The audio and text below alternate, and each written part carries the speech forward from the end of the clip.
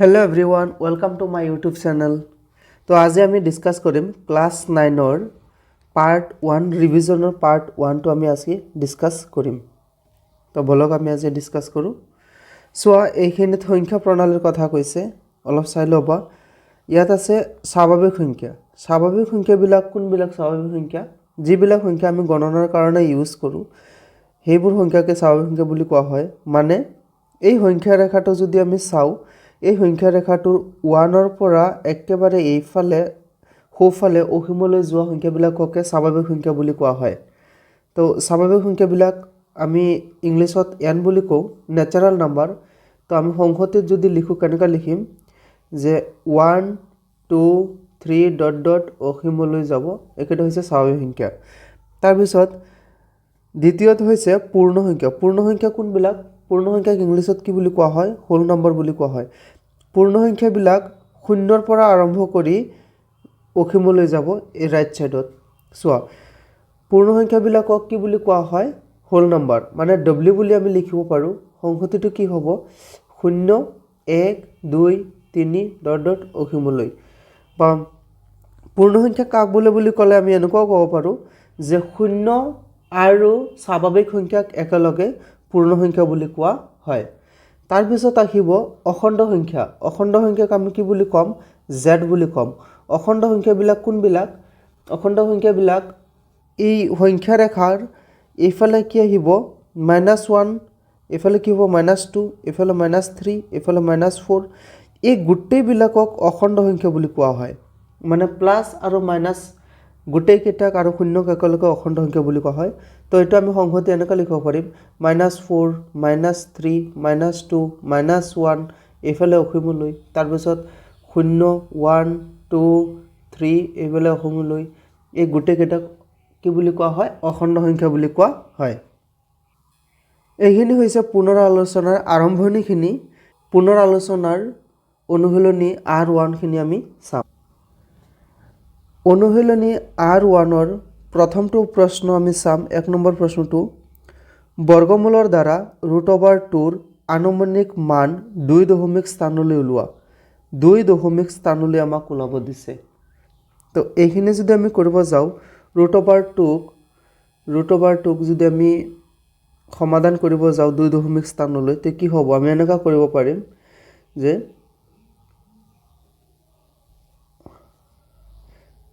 2.000000 এনেকুৱা আমি কৰিব পাৰিম। তো এইখিনিত আমি কি কৰিম? প্ৰথমত এই 2টো ল'ম। এই 2টো যে ল'ম, কিমান পূৰণ কৰিলে 2ৰ আশে পাশে যায় এইটো আমি চেক কৰিম। যেনে ইয়াত যদি আমি 1 লিখোঁ, তেনেহ'লে ওপৰতো আমাৰ 1 লিখিব লাগিব। ইয়াত 2 লিখিলে ওপৰতো 2 লিখিব লাগিব। চ' ইয়াত যদি আমি 1 লিখোঁ, 1 গুণে 1 হ'ব। ইয়াত যদি আমি 2 লিখোঁ, 2 গুণ কিমান হ'ব? 4 হৈ যাব। তো ইয়াত যদি আমি 4 লিখোঁ তো নহ'ব, গতিকে আমি একবাৰে দিব লাগিব। 1 গুণে কিমান হ'ব? 1। ঠিক আছে। তো 2ৰ পৰা 1 গুচি গ'লে 1 থাকিব। হ'ল। এতিয়া আমাৰ কি হ'ব? দুটাকে নামি আহিব। এতিয়া 2টা শূন্য নামি আহিব। কিমান হৈছে? 100। এতিয়া আমি কি কৰিম চোৱা, এই ইয়াত যে 1 গুণে পূৰণ কৰিছিলোঁ, এতিয়া আমি এই 1 যোগ কৰিম। এইখিনিত যোগ কৰিম। 1 আৰু 1 কিমান হৈছে? 2। ঠিক আছে। এতিয়া আমি এইখিনিত এনেকুৱা এটা সংখ্যা দিব লাগিব, যিটো ওপৰতো সেম সংখ্যা এটা দিব লাগিব, যিকেইটা পূৰণ কৰি এই 100ৰ সমান বা আশে পাশে হ'ব। হয়নে? এতিয়া চোৱা, যদি আমি ইয়াত 1 দিওঁ, তেনেহ'লে এই দশমিকৰ চিধাটো আকৌ দশমিকটো উঠাই দিবা। এইখিনি দশমিকটো উঠি যাব। তো ইয়াত যদি আমি 1 দিওঁ, 21 1 গুণে 21 হ'ব। যদি আমি ইয়াত 2 দিওঁ, ইয়াত যদি আমি এতিয়া 2 দিওঁ, যদি ইয়াত 2 দিওঁ আৰু ইয়াতো 2 দিব লাগিব। 2 গুণে 4, 2 গুণে 4 কিমান হ'ব? 44। বহুত সৰু হৈ যায়। তেনেহ'লে ইমান সৰু যদি আমি দিওঁ নহ'ব, একদম আশে পাশে হ'ব লাগিব। যদি আমি ইয়াত 3 দিওঁ, আমি ছাইডত কৰি চাওঁ, ইয়াত 3 দিয়াৰ লগে লগে কিমান হৈ যাব? 23। ওপৰতো 3 দিলে ইয়াত 3 হৈ যাব ন? তো এইটো যদি আমি পূৰণ কৰি কি হ'ব? 3 3 গুণ 9, 3 2 গুণ 6। এইটো বহুত সৰু। তো আমি কি কৰিম? এতিয়া 4 দি ট্ৰাই কৰিম। 2ৰ পিছত আমি কিমান দিম? 4 দিম। ওপৰতো কিমান দিম? 4 দিম। তো এতিয়া কৰি চাওঁ কিমান হ'ব? 4 4 গুণ কিমান? 16। 16ৰ 6, 7 আছে 1। 2 4 2 8 8 একে 9 96 100 আশে পাশে হৈ গ'ল ন। তো আমি এতিয়া কি দিব পাৰিম ইয়াত 4 দি কৰিব পাৰিম। ইয়াত যদি 4 দিওঁ ওপৰতো আমি কিমান দিম 4 দিম, কিমান হ'ব 96। এতিয়া 100 পৰা 96 গুচি গ'লে কিমান থাকিব 4। এতিয়া আকৌ দুটা শূন্য নামি আহিব, দুটা শূন্য, তো ইয়াত কিমান হৈ গ'ল 400। আৰু এইফালে আমি কি কিমান বনাম চোৱা, লাষ্টত আমি কিমান দি পূৰণ কৰিছিলোঁ 4। ইয়াত আমি কি দিম 4 দিম, 4 দিয়াৰ লগে লগে এইটো যোগ কৰি দিম।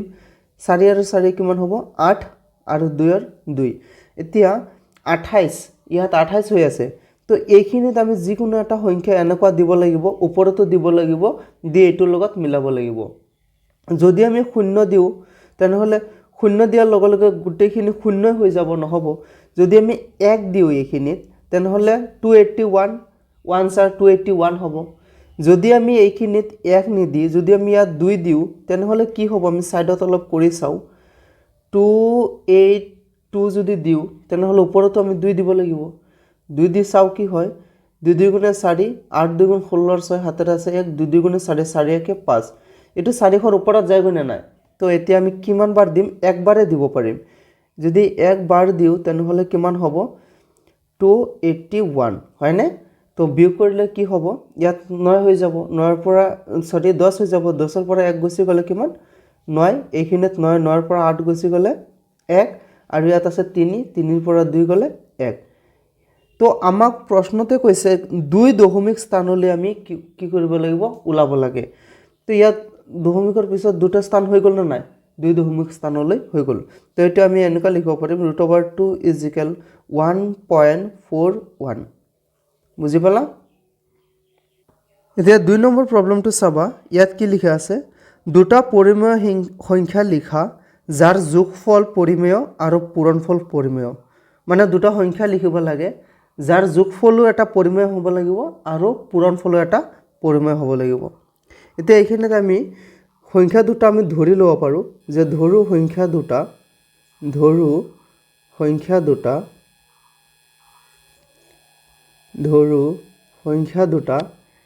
a প্লাছ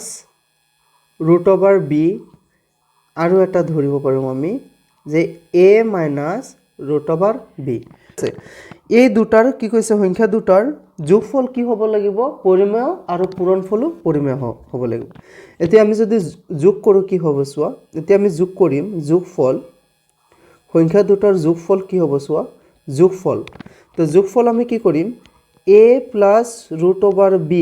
যোগ কৰিব দিছে, তো ইয়াত আমি যোগ চিন দিম, a মাইনাছ √b হৈছে। এতিয়া আমি কি কৰিম চোৱা, এই প্লাছ √b আৰু মাইনাছ √b এই দুটা হেৰি হৈ যাব, কেঞ্চেল হৈ যাব, এইটোৰ লগত কেঞ্চেল হৈ যাব, আৰু ইয়াত কি থাকি যাব, ইয়াত আছে কি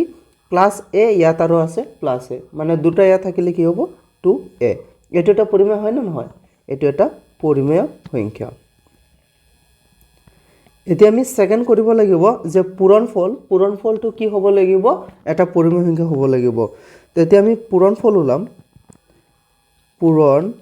পূৰণফল চোৱা, পূৰণফল a প্লাছ √b আৰু কি কৰিম a মাইনাছ √b। বুজি পালা? এতিয়া চোৱা,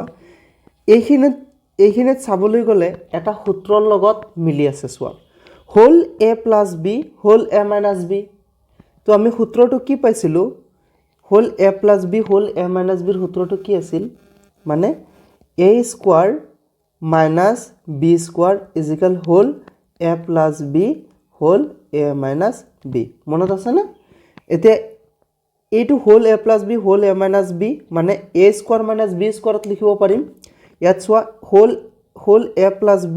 হোল a মাইনাছ b মিলি আছে না? তো এইটো আমি কি কৰিব পাৰিম, a স্কোৱাৰ মাইনাছ b স্কোৱাৰত লিখিব পাৰিম, মানে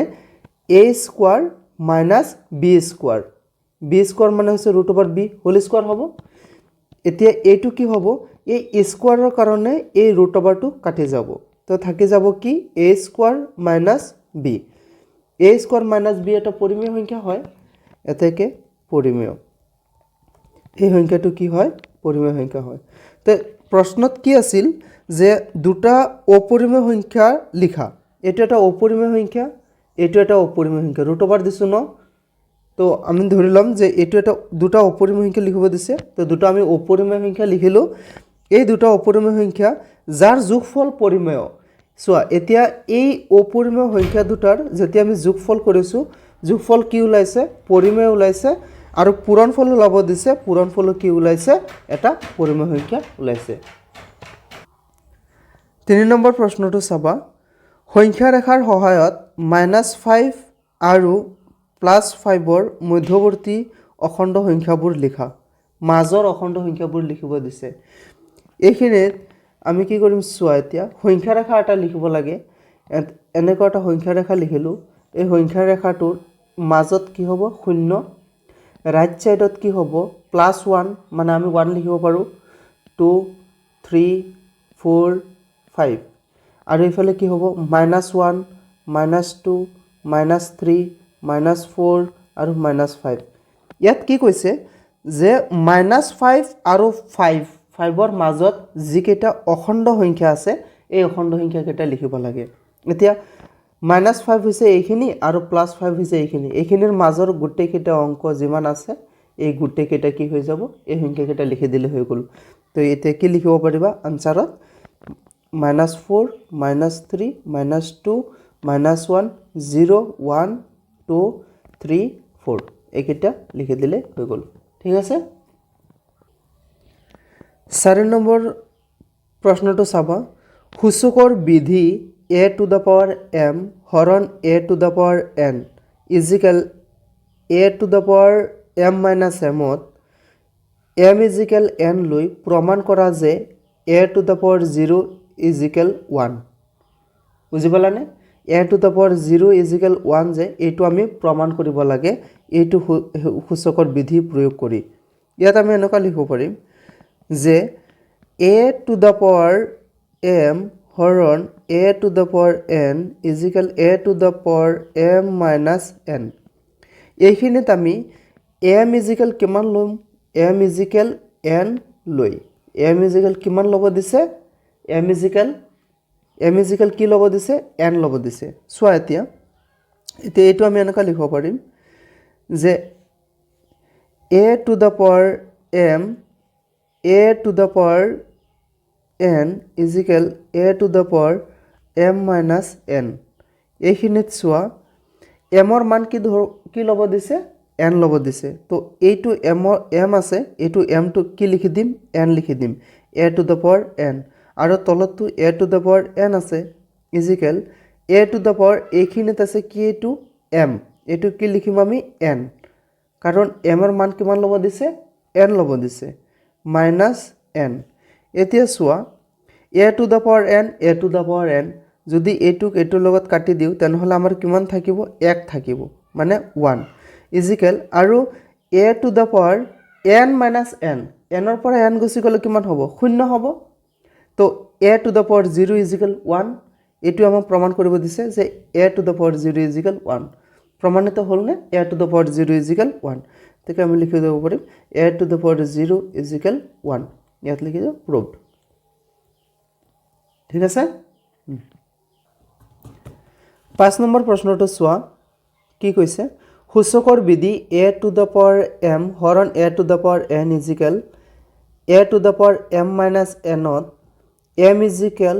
0 লৈ প্ৰমাণ কৰা যে a⁴ n ইজিকেল 1/a⁴n এইটো আমাৰ প্ৰমাণ কৰিব লাগে চোৱা ইয়াত কি দিছে a⁴m হৰণ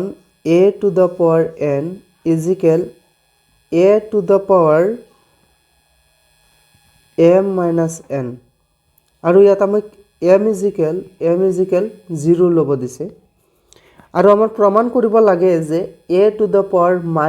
n ইজিকেল a⁴1 ডিভাইডেড বাই a⁴n এইটো আমি প্ৰমাণ কৰিব লাগে ঠিক আছে এতিয়া এইখিনিত চোৱা a⁴m হৰণ a⁴n ইজিকেল a⁴m - n এইখিনিত আমি mৰ মান কি বহাম 0 বহাম তো কি হ'ব a to the power 0 a to the power n is equal a to the power m ৰ মান 0 হ'ব minus n হল এতিয়া চোৱা a to the power n ঠিকে থাকিব আৰু a to the power 0 is equal কিমান পাইছিলো 1 মানে a to the power 0 is equal 1 আগৰ ক্লাস পাইছিলো আমি ন আগৰ প্ৰবলেমটোত a to the power 0 is equal 1 তো a to the power 0 is equal 1 আমি ইয়াত 1 লিখিম is equal চোৱা a to the power 0 minus n মানে minus n থাকিব এতিয়া চোৱা a to the power minus n is equal 1 by a to the power n এইটো আমি প্ৰমাণ কৰিব লাগে এইটো চোৱা যেটো আমি প্ৰমাণ কৰিব লাগে হৈ গ'ল এতিয়া তো আমি এতিয়া এনেকৈ লিখি দিব পাৰিম যে a to the power minus n is equal 1 by a to the power n হল ইয়াত লিখি দিব proved হল নেক্সট কোৱেশ্চন 6 নম্বৰটো চাবা তলৰ জোৰৰ প্ৰত্যেকৰে মৌলিক উৎপাদক উলিয়াই গহাউ আৰু লহাগু থিৰ কৰা গহাউ আৰু লহাগু লাভ দিছে আমাৰ মৌলিক উৎপাদকত প্ৰকাশ কৰি 6 নম্বৰৰ 2 নম্বৰটো চাবা 6 নম্বৰৰ 2 নম্বৰটো কি আছে 6 নম্বৰৰ 2 নম্বৰটো 455 আৰু 42 এই দুটাৰ লহাউ আৰু গহাউ ওলাব লাগে ছুটিহৰণ কৰি চাও আমাৰ কি হয় 455 এইখিনি একক ঘৰত 5 আছে গতিকে সংখ্যাটো 5 ৰে ভাগ হ'ব গতিকে আমি 5 ৰে কৰিম 5 ৰে 4 ত বাৰ না যায় 45 ত কিবাৰ যাব 5 9 গুণ 45 আৰু হৈছে 5 1 গুণে 5 91 ক কিহেৰে ভাগ যাব 7 ৰে ভাগ যাব তো 7 ৰে 9 ত কিবাৰ যায় 7 1 গুণে 7 বাকি হৈছে 2 21 7 3 গুণ 21 ইয়াত ওলাইছে কিমান 13 তো 13 মৌলিক সংখ্যা হয় গতিকে কি হ'ব 13 1 গুণে 13 সেকেন্ডটো ৰৈছে 42 একক ঘৰৰ সংখ্যাটো যুগ্ম হয় গতিকে এটো 2 ৰে ভাগ কৰিব পাৰিম 2 4 ত কেবাৰ যাব 2 বাৰ যাব 2 1 গুণে 2 21 ওলাইছে 3 ৰে 3 7 গুণে 21 হ'ব 7 ওলাইছে তো 7 1 গুণে 7 মৌলিক সংখ্যা হয় 7 1 গুণে 7 এতিয়া আমাৰ কি ওলাইছে চোৱা এতিয়া আমি লিখিব পাৰিম 455 is equal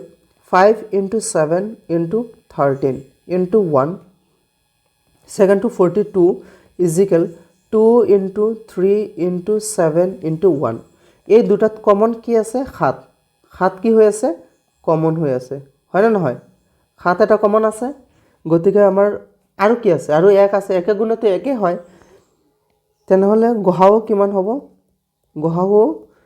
গহাও হ'ব যেটো কমন হয় 7 গুণে 7 মানে গহাও কিমান হ'ব 7 আৰু লহাগু কিমান হ'ব চোৱা লহাগু কি হ'ব দুটা 7ৰ এটা 7 হ'ব পূৰণ বাকি গুটি কিটা আহি যাব 5 into 13 into 2 into 3 গুটি কিটা পূৰণ কৰিলে কিমান হয় চোৱা গুটি কিটা পূৰণ কৰিলে 2730 ওলাব 6 নম্বৰ 3 নম্বৰটো চাবা 408 আৰু 170 3 নম্বৰটো চাবা কি আছে 408 আৰু 170 প্ৰথমত আমি ছুটিহৰণ কৰিম 408 যেহেতু একক ঘৰত যুগ্ম সংখ্যা আছে গতিকে 2 ৰে বাৰ যাব 2 2 গুণে 4 0 আৰু 8 ত কৰিব 2 4 বাৰ যাব আকৌ 2 ৰে বাৰ যাব 2 1 গুণে 2 0 2 4 ত কেবাৰ যাব 2 বাৰ যাব 2 2 গুণে 4 আকৌ 2 ৰে 2 5 গুণে 10 আৰু 2 1 গুণে 2 150 হৈছে 150 ক 3 ৰে বাৰ যাব কাৰণ 5 আৰু 1 যোগ কৰিলে 6 6 টো 3 ৰে বাৰ যায় গতিকে কিমান হ'ব 3 3 ৰে যদি দিও 3 1 গুণে 3 বাকি ৰৈছে 2 3 7 গুণে 21 17 হৈছে 17 মৌলিক সংখ্যা গতিকে এটো আমি 17 গুণে 17 লিখিব পাৰো সেকেন্ড ৰৈছে 170 যেহেতু শূন্য আছে এটো আমি 5 ৰে দিব পাৰিম 2 ৰে দিব পাৰিম দুইটাৰে ভাগ যাব তো আমি 5 ৰে দি দিম 5 17 ত কিবাৰ যাব 5 3 গুণ 15 বাকি ৰৈছে কিমান 2 20 5 4 গুণ কিমান 20 এতিয়া 2 যেহেতু যুগ্ম আছে 2 ৰে বাৰ যাব 2 3 ত কেবাৰ যাব 2 1 গুণে 2 বাকি ৰৈছে 1 ইয়াত কিমান হ'ব 14 2 7 গুণে 14 17 ওলাইছে তো 17 মৌলিক সংখ্যা 17 1 গুণে 17 ইয়াত আমি লিখিব পাৰিম এতেকে 408 is equal 2 into 2 into 2 into 3 into 17 into 1 আৰু 170 is equal 5 into 2 into 17 into 1 এতেকে গহাও কি হ'ব গহাও কি হ'ব চোৱা কমন কি আছে ইয়াতো 2 আছে ইয়াতো 2 আছে হল আৰু বাকি কিমান আছে 17 এইখিনিত 17 আছে তলৰটোতো 17 আছে তো 2 পূৰণ 17 17 দুগুণ কিমান 34 তো গহাও কিমান হৈছে 34 আৰু লহাগু কি হ'ব লহাগু কি হ'ব 2 পূৰণ 17 কমন কেইটা আগত লিখিম আমি তাৰ পিছত বাকি কেইটা লিখি দিম ইয়াত আমি লিখিব পাৰিম 2 2 গুণে 4 4 3 গুণ কিমান ডাইৰেক্ট 12 লিখি দিম পূৰণ আৰু তলত কিমান ৰৈছে অকল 5 ৰৈছে গতিকে গোটেই কেইটা পূৰণ কৰাৰ পিছত আনসাৰ আমাৰ কিমান ওলাব 2040 ল'ব এটো হৈ গ'ল আমাৰ লহাগু 7 নম্বৰটো চাবা 2/11 আৰু 1/6 ৰ মাজৰ যিকোনো দুটা পৰিমেয় সংখ্যা লিখা দুটা পৰিমেয় সংখ্যা লিখিব দিছে সো আমি কি কৰিম এতিয়া চোৱা 2/11 আৰু কি আছে আৰু 1/6 তো আমি হৰ কেইটা কি কৰি দিম হৰ কেইটা সেম কৰিব লাগিব তো হৰ কেইটা যদি আমি সেম কৰিব লাগে কি হ'ব চোৱা 2/11 ইনটু ইয়াৰ লগত আমি 6 পূৰণ কৰি দিম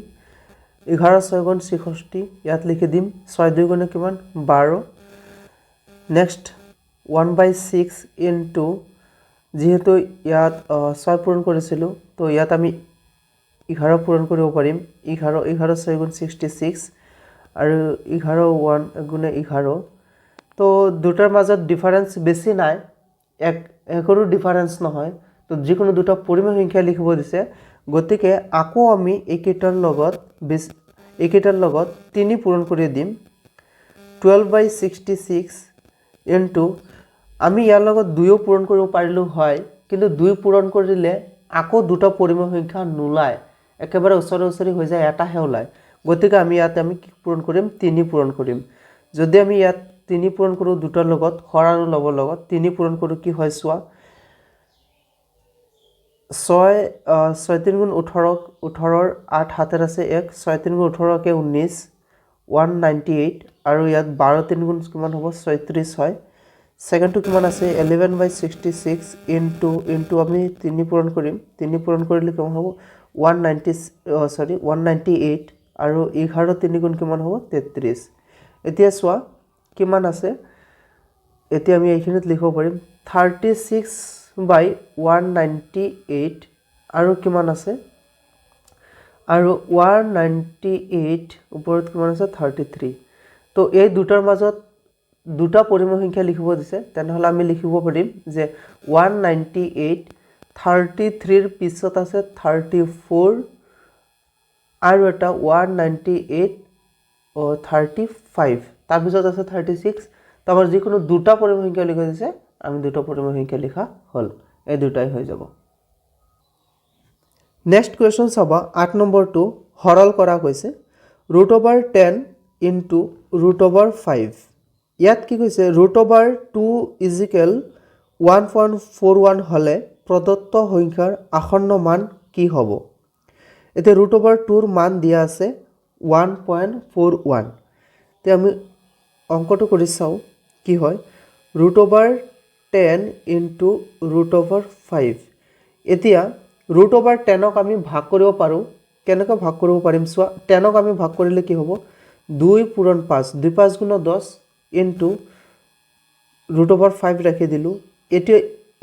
এটো আমি এনেকৈ লিখিব পাৰিম √2 ইনটু √5 ইনটু √5 এতিয়া চোৱা √2 ইনটু দুটা 5 আছে তো আমি এনেকৈ লিখিব পাৰিম যে √5 স্কয়াৰ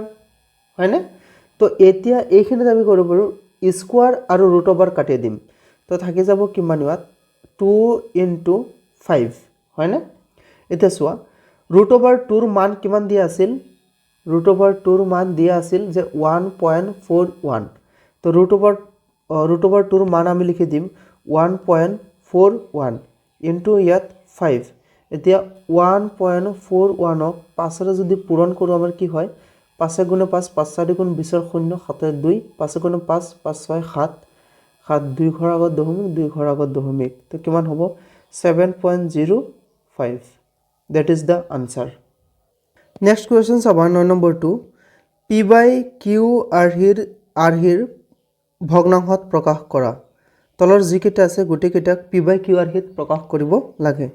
তো প্ৰথমটো আছে 9 নম্বৰৰ 1 নম্বৰটো চাবা কিমান আছে 0.8 পৌনপুণিক 1 পৌনপুণিক। পৌনপুণিকৰ মানে হৈছে যে এটা সংখ্যা এই দুটা সংখ্যা যে আছে এই দুটা সংখ্যা বাৰে বাৰে আহি থাকিব। তাৰ মানে এইটো এনেকুৱা আমি লিখিব পাৰিম 0.81818181 এইটো গৈয়ে থাকিব এনেকুৱা। তো সেইকাৰণে এইটো যেহেতু বাৰে ৰিপিট হৈ আছে 818181 এইটোক আমি একেলগে পৌনপুণিক চিন দি ৰাখি দিব পাৰি। তো ইয়াত এই প্ৰবলেমটো যেহেতু আমি পি কিউ আৰ্হিত প্ৰকাশ কৰিব লাগে গতিকে এইটোত আমি কৰি এনেকুৱা লিখিম যে ধৰো x = 0.8 পৌনপুণিক 1 এইটোক আমি 1 নম্বৰ দিলোঁ সমীকৰণ। এতিয়া এইটোৰ লগত আমি যেহেতু দুটাৰ ওপৰত পৌনপুণিক আছে তো xৰ লগত আমি 100 পূৰণ কৰিম। তো 100x = 100 যদি এইটোৰ লগত পূৰণ কৰোঁ তেনেহ'লে আমাৰ কি ওলাব 81.8181 এনেকুৱা হ'ব। বুজি পালানে? এইটো আমি 2 নম্বৰ সমীকৰণ দিলোঁ। এতিয়া 2 নম্বৰ সমীকৰণৰ পৰা 1 নম্বৰ সমীকৰণটো আমি বিয়োগ কৰিম। বিয়োগ কৰিলে কি হ'ব চোৱা 2 নম্বৰ সমীকৰণটো কি আছে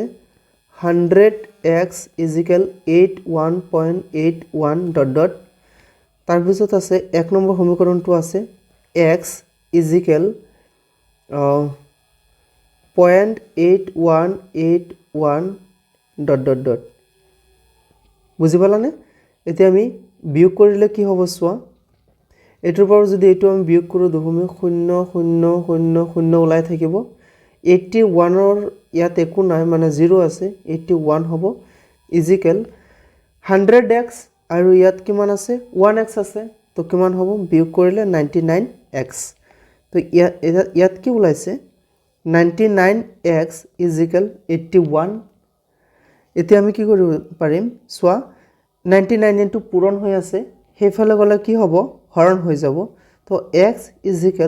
81/99। চোৱা 9ৰে এইটোত বাৰ যায় আৰু 9ৰে 81ক কেইবাৰ যাব 9 9 গুণ 81। তো 9 9 গুণ 81 আৰু 9 11 গুণ 99 কিমান ওলাইছে আমাৰ x = 9/11। এইটো p by q আৰ্হিত হৈছে না নাই? তো এতেকে আমি লিখিব পাৰিম যে x = 9/11 এইটো এটা p q আৰ্হিৰ হয়। আমি এনেকুৱা লিখিব পাৰিম 9/11 = 0.81 পৌনপুণিক। 9 নম্বৰৰ 2 নম্বৰ প্ৰবলেমটো চাবা 9 নম্বৰৰ 2 নম্বৰটো কি আছে চোৱা 0.18 পৌনপুণিক। এতিয়া চোৱা 0.18 8ৰ ওপৰত পৌনপুণিক আছে। তো এতিয়া আমি ইয়াত কি কৰিম ধৰো x = 0.18 পৌনপুণিক। তো ইয়াত প্ৰথমত আমি 10 পূৰণ কৰিম 10 পূৰণ কৰাৰ লগে লগে একটো এইফালে আহি যাব আৰু ইয়াত 8 হৈ যাব। 10 যদি আমি পূৰণ কৰোঁ 10x = ইয়াত কি হ'ব 1.888 ... এইটো আমি 1 নম্বৰ সমীকৰণ দিলোঁ। তাৰপিছত আমি ইয়াত আমি কিমান পূৰণ কৰিম যিহেতু এইখিনিত 88 হ'ব লাগিব তলৰটো মিলিব লাগিব দশমিকৰ পিছত। তো দশমিকৰ পিছত মিলিবৰ কাৰণে আমি আকৌ 100 পূৰণ কৰিম 100 যদি ইনটু কৰোঁ তেনেহ'লে কিমান হৈ যাব এইটোৰ লগত 100 ইনটু কৰিলে কিমান হ'ব 18.888 ... এইটো 2 নম্বৰ সমীকৰণ ঠিক আছে। তো এতিয়া আমি 2 নম্বৰ সমীকৰণৰ পৰা 1 নম্বৰ সমীকৰণ যদি বিয়োগ কৰি কি হ'ব চোৱা 2 নম্বৰ সমীকৰণ মাইনাছ 1 নম্বৰ সমীকৰণ 100x = 18.88 আৰু ইয়াত কিমান আছে 10x = 1.88 ... এতিয়া চোৱা বিয়োগ কৰিলে কি হ'ব দশমিক এইকেইটা গোটেইকেইটা শূন্য হৈ যাব 0 18ৰ পৰা 1 গুচি গ'লে কিমান হ'ব 17 আৰু এইখিনিত কিমান হ'ব 90x। তো এইটো আমি এনেকুৱা লিখিব পাৰিম 90x = 17 ইজিকেল কি কৰিব পাৰিম x ইজিকেল এইটো পূৰণ হৈ আছে সেইফালে গ'লে কি হ'ব হৰণ হৈ যাব ঠিক আছে হ'ল এতিয়া 17 মৌলিক সংখ্যা 17 লগত 90 পূৰণ নহয় গতিকে এইটো আমি লিখি লিখিব পাৰিম গতিকে 17/90 ইজিকেল 0.18 পৌনপুণিক 9 নম্বৰৰ 3 নম্বৰটো চাবা 9 নম্বৰৰ 3 নম্বৰটো কি আছে 2.47 পৌনপুণিক এতিয়া এইটো আমি কি কৰিম চোৱা ধৰো x ইজিকেল 2.47 পৌনপুণিক 2 নম্বৰটো 3 নম্বৰটোৰ নিচিনা সেম হয় দশমিকৰ 2 নম্বৰ ঘৰত আছে পৌনপুণিক গতিকে প্ৰথমত আমি 10 পূৰণ কৰিম তাৰ পিছত আমি 100 পূৰণ কৰিম তো x ৰ লগত যদি আমি 10 পূৰণ কৰো তেনেহলে এইটো কি হৈ যাব 24.77 এনেকা হ'ব এইটো আমাৰ 1 নম্বৰ সমীকৰণ হৈ গ'ল তাৰ পিছত আমি 100 পূৰণ কৰিম 100 পূৰণ কৰিলে কি হ'ব 247.77 এইটো 2 নম্বৰ সমীকৰণ এতিয়া আমি কি কৰিম 2 নম্বৰ সমীকৰণৰ পৰা 1 নম্বৰ সমীকৰণ আমি বিয়োগ কৰিলে কি হ'ব চোৱা 100x ইজিকেল 247.7 1 নম্বৰ সমীকৰণটো হৈছে 10x ইজিকেল 24.77 ডট ডট বিয়োগ কৰিলে কি হয় চোৱা দশমিকৰ পিছত গুটেকেইটা শূন্য শূন্য ওলাই থাকিব 7 ৰ পৰা 4 গলে কিমান হ'ব 3 4 ৰ পৰা 2 গলে 2 আৰু 2 ৰ 2 ইয়াতে x ইয়াত 90 তো আমি এনেকৈ লিখিব পাৰিম 90x ইজিকেল 223.00 তো 90 ইয়াত কি হৈ আছে পূৰণ হৈ আছে হেফালে গলে কি হ'ব হৰণ হ'ব 9223 তো এইটো p/q আৰ্হিত হৈ গ'ল এইখিনি p/q আৰ্হিত হৈ গ'ল হয়নে তো এইটো আমি এনেকৈ লিখিব পাৰিম যে এতেকে 223 ডিভাইডেড বাই 90 ইজিকেল 2.47 পৌনপুণিক নেক্সট 9 নম্বৰৰ 4 নম্বৰটো চাম আমি 9 নম্বৰৰ 4 নম্বৰ প্ৰবলেমটো চোৱা 2.443 পৌনপুণিক 1 পৌনপুণিক এতিয়া চোৱা আমি এইটো ধৰি লম যে ধৰো x ইজিকেল 2.4431 পৌনপুণিক ইয়াত চোৱা দশমিকৰ 3 নম্বৰ ঘৰৰ পৰা পৌনপুণিক আছে তা প্ৰথমত আমি কিমান পূৰণ কৰিম 100 ডাইৰেক্ট পূৰণ কৰি দিম 100x ইজিকেল 100 পূৰণ কৰাৰ লগে লগে 2 ঘৰ এফালে আহি যাব তো 244.3131 এনেকা হ'ব তো এইটো আমাৰ 1 নম্বৰ সমীকৰণ পিছত আমি কিমান পূৰণ কৰিব লাগিব চোৱা এতিয়া 31 ৰিপিট হ'ব লাগিব গতিকে দশমিকটো আমাৰ নেক্সটত এইখিনিৰ পৰা এইখিনি আহি পাব লাগিব গতিকে আমি 100 নহয় আৰু দুটা শূন্য পূৰণ কৰি দিম মানে 10000 পূৰণ কৰিম এইটোৰ লগত তো তলৰখিনি আমাৰ দশমিকৰ পিছৰখিনি মিলি যাব যদি আমি 10000 আমি পূৰণ কৰো 10000 যদি পূৰণ কৰো তেনেহলে কি হয় চোৱা 244 তাৰ পিছত আৰু দুটা শূন্য ওলাই গ'ল তো 31 হ'ব 0.31 এতিয়া মিলি যাব 31 তো এইটো হৈ যাব মোৰ 2 নম্বৰ সমীকৰণ 2 নম্বৰ সমীকৰণৰ পৰা 1 নম্বৰ সমীকৰণ বিয়োগ কৰি আমি পাওঁ 2 নম্বৰ সমীকৰণ 10000x ইজিকেল 24431.31 আৰু 100x ইজিকেল কিমান আছে 244.31 তো বিয়োগ কৰিলে কি হ'ব চোৱা 0.00 ওলাব ইয়াতে 1 ৰ পৰা 4 না যায় 1 ভাগ কৰিলে কিমান হ'ব 11 11 পৰা 4 গলে কিমান 11 পৰা 4 গলে 7 বাকি ৰৈছে ইয়াত 2 2 ৰ পৰা 4 না যাব 12 হ'ব 12 পৰা 4 গলে কিমান 8 ইয়াত আছে 3 3 পৰা 2 গলে 1 ইয়াত 4 ইয়াত 2 x 0 0 10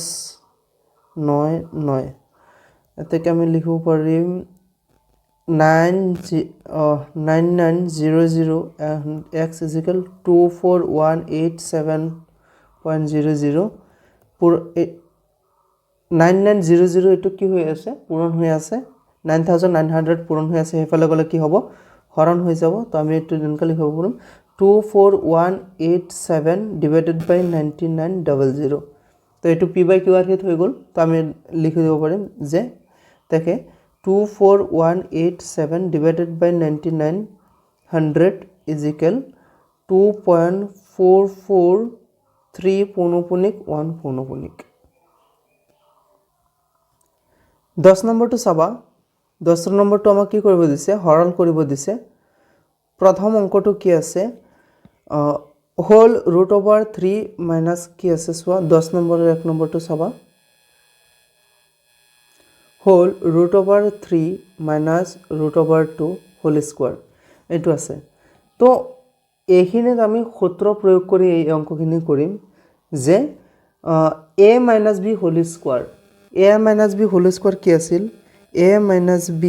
হোল স্কোৱাৰ ইজিকেল কি আছিল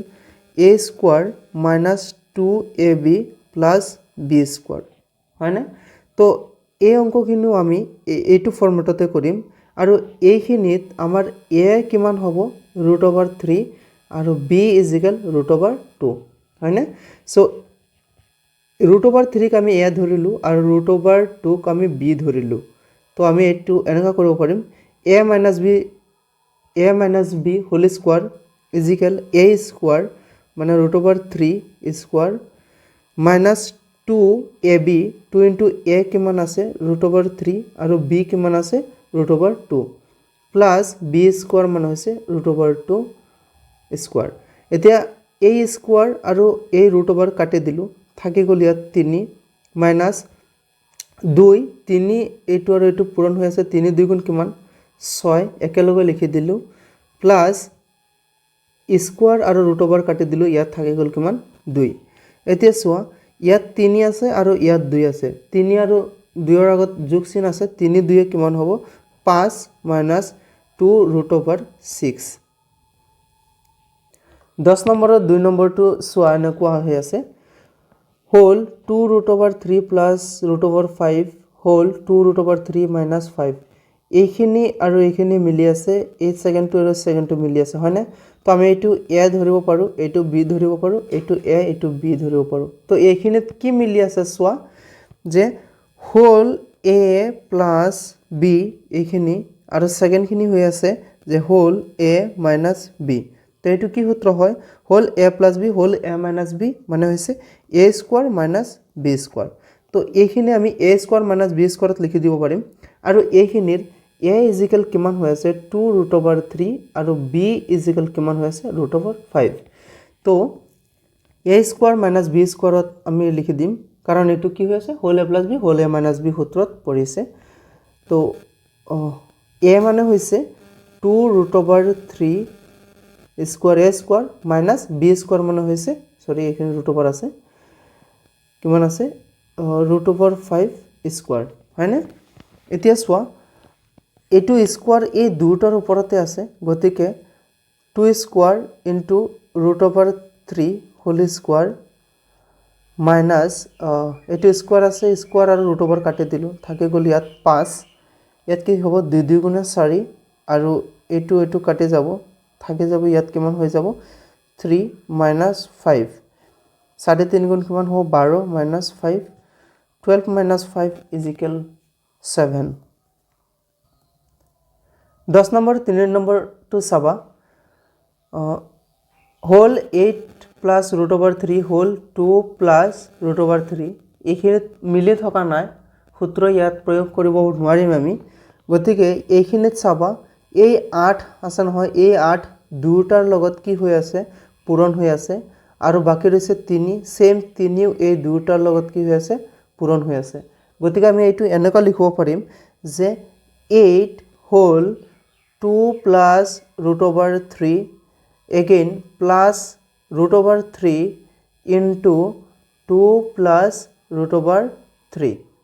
এই 8 দি এই দুটা লিখিলোঁ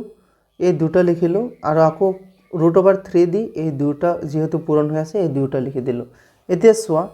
8 2 লগত পূৰণ হ'ব 8 এই 2 লগত পূৰণ হ'ব 8 আকৌ এই ৰুট ওভাৰ 3 লগত পূৰণ হ'ব সো 8 2 গুণ কিমান হ'ব 16 প্লাছৰ plus 2 into root over 3 sorry 8 into root over 3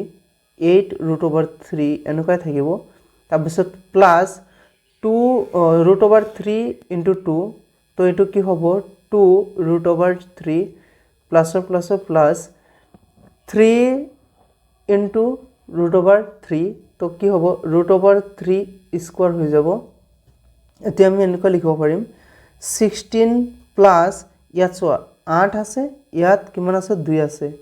আৰু এটো root over 3 দুটা root over 3 এটা root over 3 আনিলো 8 আৰু 2 কিমান হ'ব 10 হ'ব